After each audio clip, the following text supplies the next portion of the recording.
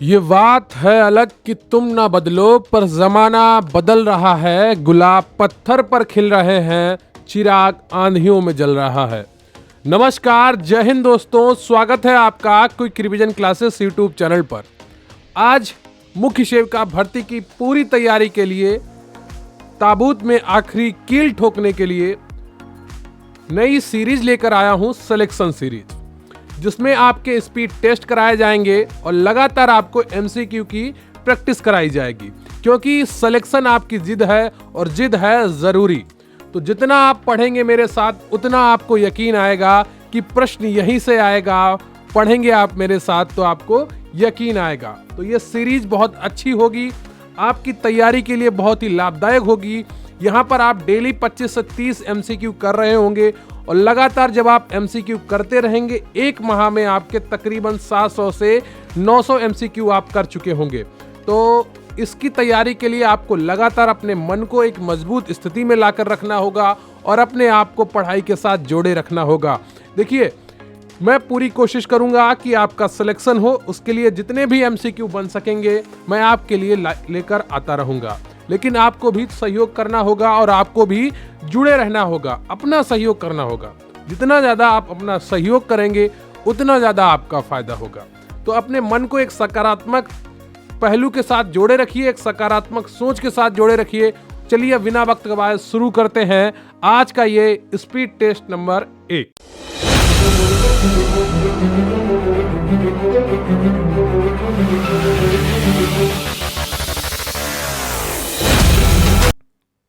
तो इससे पहले कि आपका स्पीड टेस्ट शुरू किया जाए, मेरा आपसे निवेदन होगा कि कृपया वीडियो को लाइक कर लें। चैनल पर नए हैं तो चैनल को सब्सक्राइब कर लें। आपके कमेंट बहुत ही महत्वपूर्ण होते हैं हमारे लिए, तो प्लीज़ कमेंट करके ज़रूर बताइएगा कि आज का ये स्पीड टेस्ट आपको कैसा लगा और ये नई सीरीज आपको कैसी लगी, और जो प्रश्न आपसे पूछे जाएं वीडियो के दौरान उसका उत्तर भी आप कमेंट बॉक्स में ज़रूर लिखिएगा।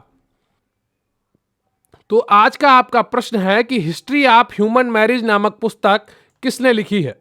आज का आपका प्रश्न है कि हिस्ट्री ऑफ ह्यूमन मैरिज नामक पुस्तक किसने लिखी है। इसका उत्तर आपको कमेंट बॉक्स में लिखना है। आप अभी लिख दीजिए, हिस्ट्री ऑफ ह्यूमन मैरिज नामक पुस्तक किसने लिखी है।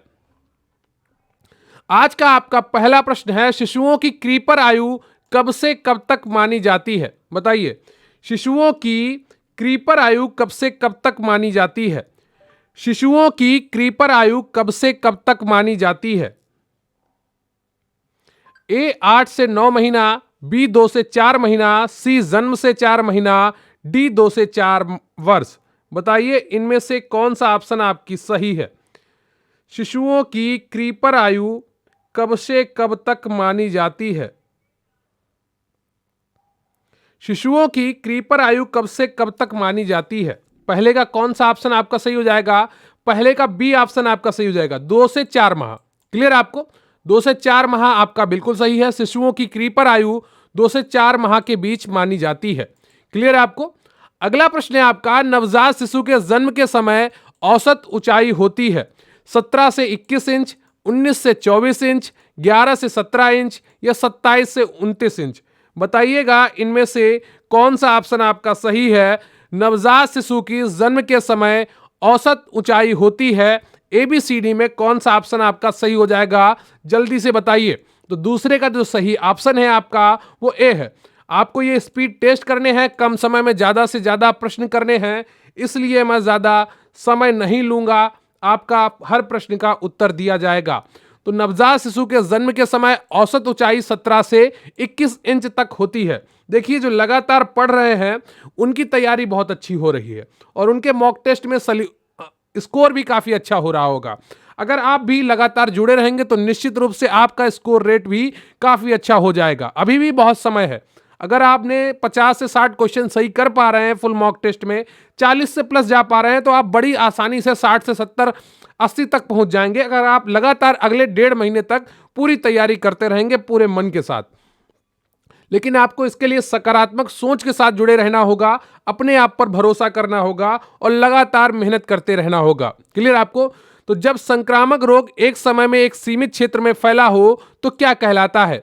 महामारी, विश्वमारी, स्थानिक या विकिरण। बताइए, जब संक्रामक रोग एक समय में एक सीमित क्षेत्र में फैला हो तो क्या कहलाता है? बताइए ABCD में कौन सा ऑप्शन आपका सही हो जाएगा, जल्दी से बताइए। जब संक्रामक रोग एक समय में एक सीमित क्षेत्र में फैला हो तो क्या कहलाता है? तो तीसरे का सी ऑप्शन बिल्कुल सही है, स्थानिक कहलाता है। क्लियर आपको?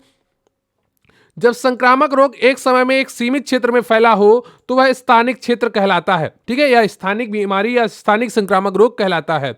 विश्वमारी जिसे पेंडेमिक कहते हैं वो संक्रामक बीमारी है जो एक देश के बाद दूसरे देश में बड़ी तेजी से फैलती है, जैसे कोरोना। क्लियर आपको? महामारी एपिडेमिक जो वो संक्रामक बीमारी है जो किसी छोटे क्षेत्र में शुरू होकर एक बड़े क्षेत्र को प्रभावित करता है और इससे कम समय में अधिक लोग संक्रमित होते हैं। तो महामारी क्या होती है? एपिडेमिक होती है, जिसको इंग्लिश में एपिडेमिक कहते हैं। इस कोरोना को इसमें भी रखा जा सकता है और इसमें विश्वमारी यानी कि पेंडेमिक में भी रखा जा सकता है। क्लियर आपको? और स्थानिक क्या होती है? जिसे एंडेमिक कहते हैं। रोग या फिर एक ऐसा प्रकोप जो एक सीमित क्षेत्र या निश्चित क्षेत्र को प्रभावित करता है, जैसे चिकन पॉक्स, इसको एक स्थानिक रोग की श्रेणी में रखा गया है। यह एक स्थिर संक्रामक रोग है जो किसी विशेष क्षेत्र में हमेशा बना रहता है। क्लियर आपको? अगला प्रश्न है आपका, जीविकोपार्जन के साधन और आभूषण आदि स्त्री धन है, यह कथन है। बताइए, जीविकोपार्जन के साधन और आभूषण आदि स्त्री धन है, यह कथन किसका है? ए कौटिल्य का, बी हेनरी मैन का, सी व्यास का, डी इनमें से कोई नहीं। बताइए इनमें से कौन सा ऑप्शन आपका सही हो जाएगा? जीविकोपार्जन एक साधन के साधन और आभूषण आदि स्त्री धन है। ABCD में कौन सा ऑप्शन आपका सही हो जाएगा? तो चौथे का बी ऑप्शन आपका बिल्कुल सही है, हेनरी मैन का कथन है। क्लियर आपको? अगला प्रश्न है आपका, सन 1929 में किस समाज सुधारक के प्रयत्नों से बाल विवाह निरोधक अधिनियम पारित हुआ? बताइए, बाल विवाह निरोधक अधिनियम कब पारित हुआ? किसके प्रयासों से पारित हुआ? बताइए, बताइए कौन सा ऑप्शन आपका सही हो जाएगा?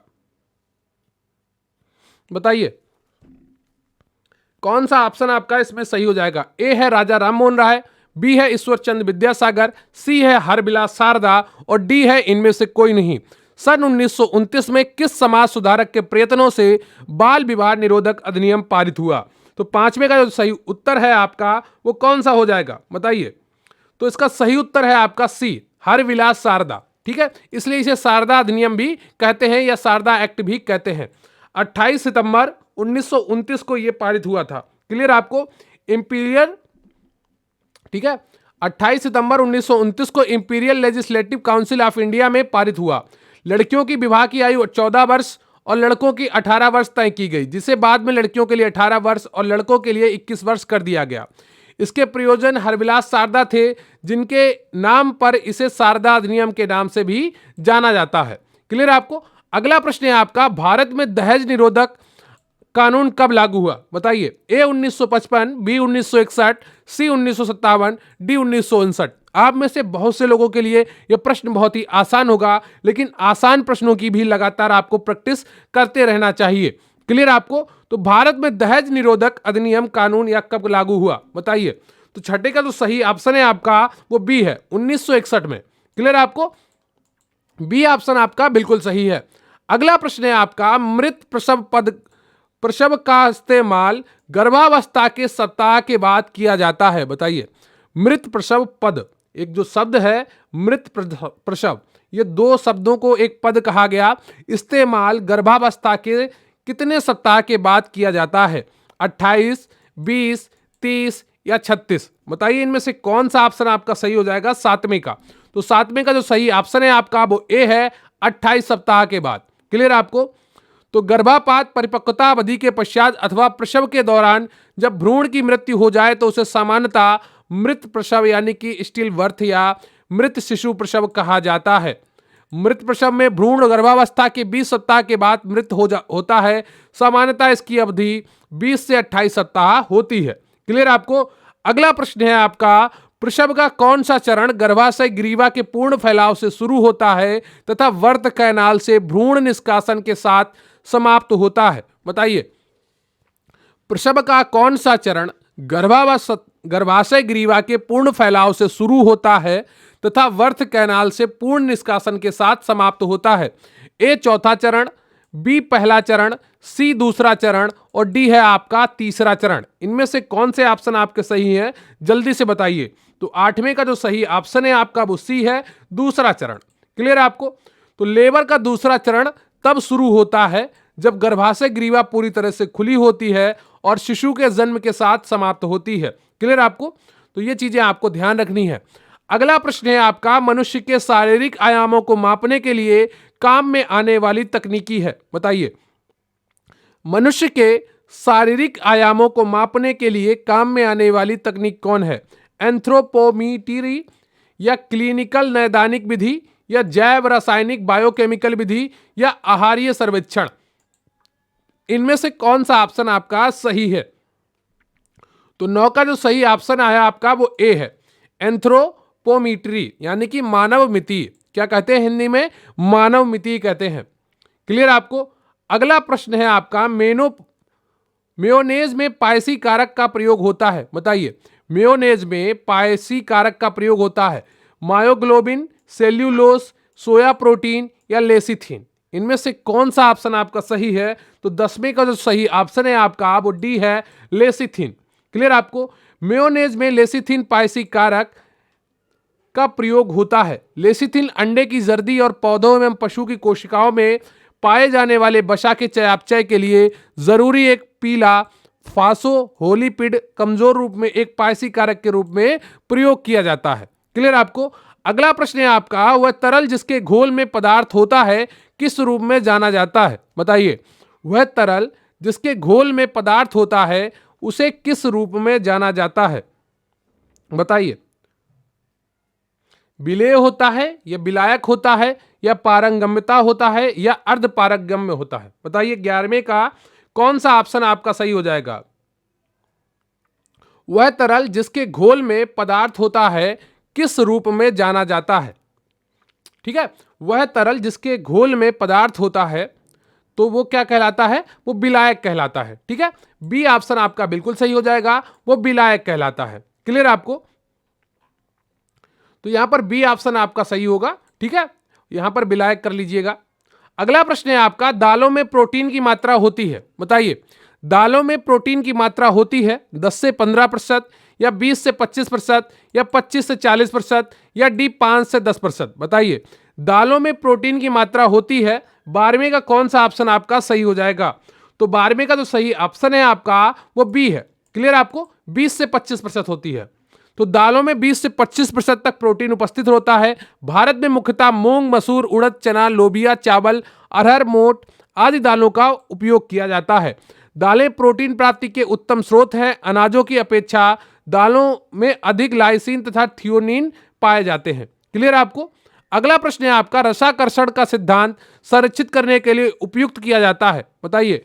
रसाकर्षण का सिद्धांत संरक्षित करने के लिए क्या उपयुक्त किया जाता है? जैम, जेली, अचार या उपरोक्त सभी, बताइए। इनमें से कौन सा ऑप्शन आपका सही हो जाएगा? तो 13वें का डी ऑप्शन आपका बिल्कुल सही है। इन सभी में रस को बचाया जाता है, ठीक है।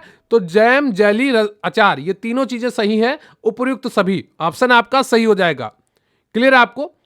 अगला प्रश्न है आपका, तीव्र वृद्धि दर मांसपेशियों पर नियंत्रण विशेषता है। नवजात अवस्था, शैशवावस्था, प्रारंभिक बाल्यावस्था या उत्तर बाल्यावस्था? तीव्र वृद्धि दर और मांसपेशियों पर नियंत्रण विशेषता है, किसकी विशेषता है ये आपको बताना है। तो 14वें का जो सही ऑप्शन है आपका वो बी है, शैशवावस्था। क्लियर आपको। तीव्र वृद्धि दर तथा मांसपेशियों पर नियंत्रण शैशवावस्था की विशेषता है। इस अवस्था में शिशु बहुत तेजी से वृद्धि करता है। शैशवावस्था में जीवन की सबसे महत्वपूर्ण अवस्था है।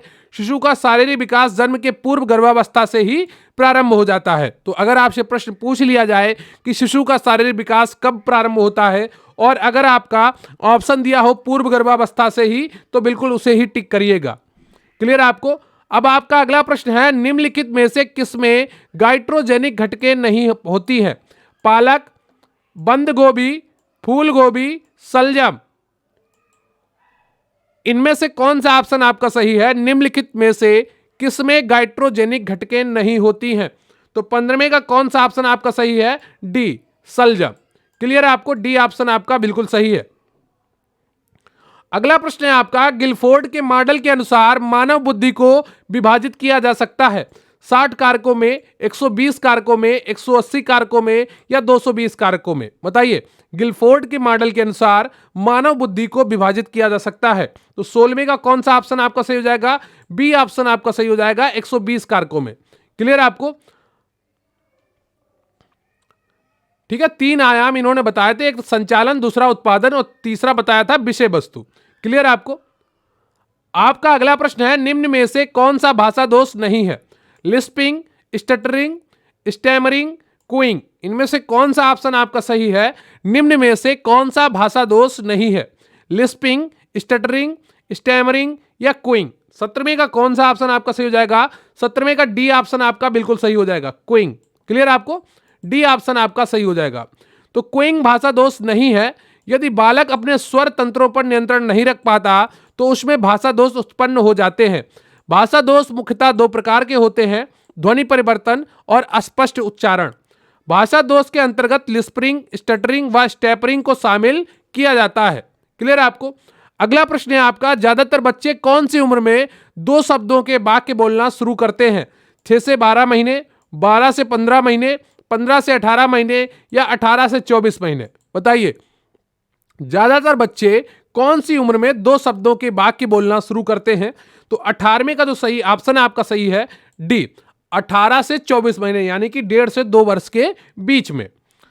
क्लियर है आपको? अगला प्रश्न है आपका, विकास के सभी क्षेत्र होते हैं एक दूसरे से संबंधित, एक दूसरे पर निर्भर, वातावरण से प्रभावित, आनुवंशिकता से प्रभावित। बताइए, इनमें से कौन सा ऑप्शन आपका सही है? विकास के सभी क्षेत्र होते हैं, ABCD में कौन सा ऑप्शन आपका सही हो जाएगा? जल्दी से कमेंट करके बताइए और प्लीज वीडियो को लाइक कर लीजिएगा। चैनल पर नए हैं तो चैनल को सब्सक्राइब कर लीजिएगा। तो 19 का जो सही ऑप्शन है आपका वो ए है। क्लियर आपको? एक दूसरे से संबंधित होते हैं। तो विकास एक निरंतर चलने वाली प्रक्रिया है जो गर्भावस्था से लेकर मृत्यु तक अविराम गति से चलती रहती है। क्लियर आपको? अगला प्रश्न है आपका, हेपेटाइटिस बी वैक्सीन की तीसरी खुराक दी जानी चाहिए पहली खुराक के 2 माह बाद, दूसरी खुराक के 3 माह बाद, पहली खुराक के 5 माह बाद या पहली खुराक के 6 माह बाद। बताइए, इनमें से कौन सा ऑप्शन आपका सही हो जाएगा? हेपेटाइटिस बी वैक्सीन की तीसरी खुराक देनी चाहिए। तो 20 का कौन सा ऑप्शन आपका सही हो जाएगा? 20 का डी ऑप्शन आपका बिल्कुल सही है। क्लियर आपको? पहली खुराक के 6 माह बाद। पहली खुराक जन्म के समय, दूसरी खुराक 6 सप्ताह यानी कि 1.5 माह की उम्र में और तीसरी खुराक 6 माह की उम्र के बाद। क्लियर है आपको? अगला प्रश्न है आपका, इम्यूनोग्लोबुलिन जो शिशुओं में एलर्जी के लिए उत्तरदायी है, इनमें से क्या है? IgM है या IgG है या IgE है या IgD है? बताइए, इनमें से कौन सा ऑप्शन आपका सही हो जाएगा? 21 का। बताइए, इनमें से कौन सा ऑप्शन आपका सही हो जाएगा?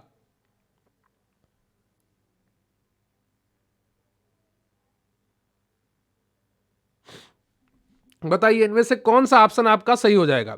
ये एक एंटीबॉडी होती है जो हमारे शरीर में होती है। ठीक है, बताइए। तो जो सही ऑप्शन है इसका आपका 21 का वो है बी। क्लियर आपको? IgE, IgG ये सब क्या है? एंटीबॉडी होती हैं जो ह्यूमन शरीर में पाई जाती है या स्तनधारियों में पाई जाती हैं। क्लियर आपको? अगला प्रश्न है आपका, 5 वर्ष के बालक कागज को कैंची से एक सीधी रेखा में काटने योग्य होते हैं, यह कौशल एक है। बताइए, यह किस प्रकार का कौशल है? स्थूल क्रियात्मक कौशल या सूक्ष्म क्रियात्मक कौशल या तकनीकी कौशल या उपयुक्त में से कोई नहीं। बताइए, 5 वर्ष के बालक कागज को कैंची से एक सीधी रेखा में काटने योग्य होते हैं, यह कौशल किस प्रकार का है? बताइए। तो 22 का कौन सा ऑप्शन आपको सही हो जाएगा? 22 का बी ऑप्शन आपका सही हो जाएगा, सूक्ष्म क्रियात्मक कौशल। क्लियर आपको? अगला प्रश्न है आपका, ईर्ष्या एक ... भावना है, तो रिक्त स्थान आपको भरना है। ये किस प्रकार की भावना है? क्या जन्मजात भावना है या अतिरिक्त भावना है या सकारात्मक भावना है या नकारात्मक भावना है? बताइए, ईर्ष्या एक ... भावना है। तो 23 का जो सही ऑप्शन है आपका वो डी है, ये नकारात्मक भावना मानी जाती है। क्लियर आपको? ईर्ष्या एक नकारात्मक भावना है। संवेग ऐसी अवस्था है जिसमें व्यक्ति किसी ना किसी रूप में विचलित या उद्वेलित होता है। क्लियर आपको? संवेग धनात्मक है तो प्रसन्नता का अनुभव होता है, जैसे प्रेम, सुख और ठीक है। यदि संवेग निषेधात्मक है तो चिंता एवं भय का अनुभव होता है, जैसे प्रेम व सुख और भय। क्लियर आपको, यहां पर प्रेम और सुख नहीं होगा, ईर्ष्या और भय होगा। क्लियर आपको। अगला प्रश्न है आपका, शिशु मृत्यु दर की गणना की जाती है जन्म लेने वाले प्रति 100 शिशुओं के आधार पर, जन्म लेने वाले प्रति 1000 शिशुओं के आधार पर, या विभिन्न रोगों के संक्रमण के आधार पर, या जन्म एवं मृत्यु संख्या के अंतर के आधार पर। बताइए, शिशु मृत्यु दर की गणना की जाती है एबीसीडी में कौन सा ऑप्शन आपका सही हो जाएगा? तो 24 का जो सही ऑप्शन है आपका वो बी है। क्लियर आपको, बी ऑप्शन आपका बिल्कुल सही है। अगला प्रश्न है आपका, बालक के जन्म के पश्चात पहला मां का दूध जो शिशु उन्मुक्ति देता है वह क्या कहलाता है? सीरम, कोलेस्ट्रॉम, कोलेस्ट्रॉल या ऑक्सीटोसिन। बताइए इनमें से कौन सा ऑप्शन आपका सही हो जाएगा? बालक के जन्म के पश्चात पहला मां का दूध जो शिशु उन्मुक्ति देता है वह क्या कहलाता है? तो 25 का जो सही ऑप्शन है आपका वो कौन सा हो जाएगा? बी ऑप्शन आपका बिल्कुल सही है। क्लियर आपको, बी ऑप्शन आपका बिल्कुल सही है, कोलेस्ट्रॉम कहलाता है।